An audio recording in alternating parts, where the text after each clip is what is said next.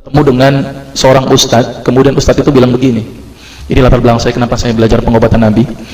Ustadz itu bertanya kepada saya begini, "Dok, antum yakin gak sih dok kalau antum masuk surga?" Kira-kira kalau ditanya seperti itu, Bapak jawabnya gimana Pak? Yakin gak sih Pak masuk surga? Insya Allah pasti ya. Saya jawabnya pada waktu itu apa? Yakin Ustadz, saya masuk surga karena Allah menurut prasangka hambanya. Tapi Ustadz itu bilangnya lain, kayaknya antum masuk neraka deh. Waduh, Insya Allah kok bisa bilang begini Ustadz, dari mana antum berpatokan anak masuk neraka? Tapi Ustadz itu cukup cerdas, dia memberikan data-datanya ke saya. Makanya saya bersyukur kepada Ustadz tersebut ya. Diambil pada waktu itu, mohon maaf ya, saya menyebut merek, mohon maaf, diambil obat ya dok, saya nyebut merek, mohon maaf ya, Lovenox. Obat apa itu? Obat yang dipakai untuk mengencerkan darah, biasanya diberikan pada penderita penyakit jantung, stroke dan gangguan bekuan darah. Lovenox. Di situ tertuliskan kata apa? Orsin origin. Ada yang tahu orsin? Ada yang tahu? Nggak ada yang tahu. Berarti kalau dokter ngasapin obat apa ditelan semuanya nih? Masya Allah. Orsin itu isinya Pak, babi Pak. Malah di boxnya tertulis kata-kata benar-benar bersumber dari babi.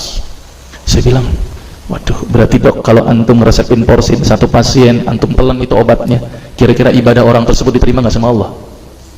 Diterima atau tidak? Tidak akan diterima dok. Siapa yang dipersalahkan nanti?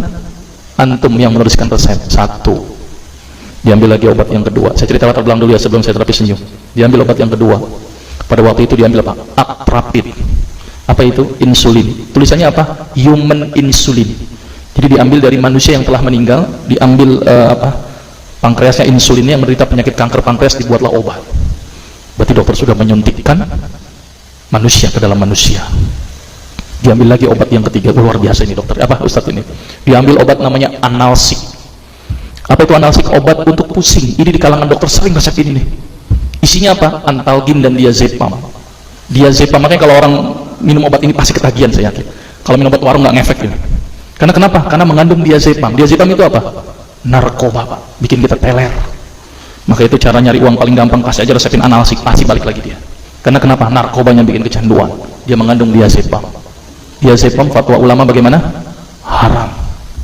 Diambil lagi obat batuk, kodein.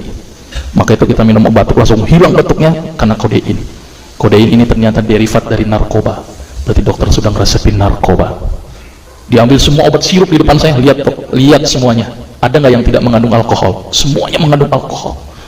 Sampai saya pikir, Masya Allah, berapa ribu pasien yang telah saya resepkan obat-obatan haram tersebut. Ini yang menjadi kegelisahan saya Pak. Maka itu saya beda haluan, kemudian belajar hadis, walaupun gak lulus-lulus biarin, gak apa-apa.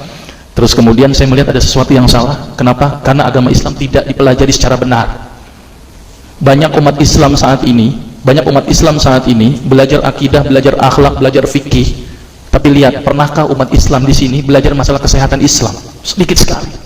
Kajian-kajian tentang kedokteran Islam hampir tidak ada. Makanya tidak heran sekarang umat Islam yang notabene hebat menurut saya katanya, tapi ternyata banyak yang sakit karena dilupakan aspek ini. Mudah-mudahan ini menjadi awalan kita untuk mengkaji, karena kajian ini rutin Pak. Jadi saya mengisi kaji di beberapa kantor di Jakarta itu per kali pertemuan, per hadis, dan itu berhubungan dengan masalah kesehatan semuanya.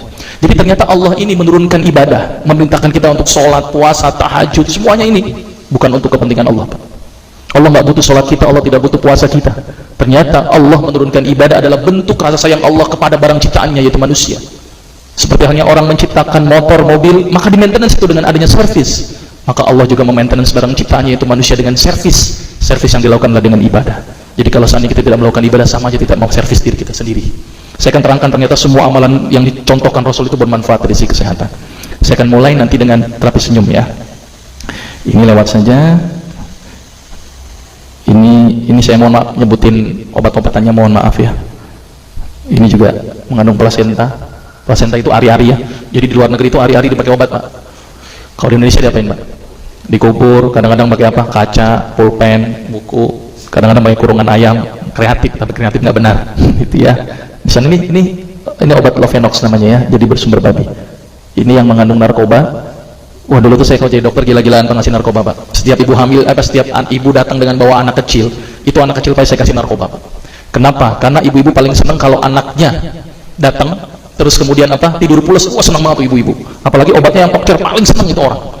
Maka itu saya kalau ngasih obat antibiotik dulu nggak namanya amoxicillin, ampicillin, nggak level buat saya. Apa yang sekali cefalosporin, obat turun demam aja nggak ngefek, dosanya cuma 500 mg Pak, 650. Dan selalu anak kecil datang kan alasannya takut kejang, selalu saya tambahkan apa ini Pak, luminal. Saya dulu bandar narkoba Pak, tapi legal, resep. Makanya itu saya banyak dosa ini, mudah-mudahan ini bisa menembus dosa saya nanti di akhirat. Ya, ini insulin ya, ini kosmetik yang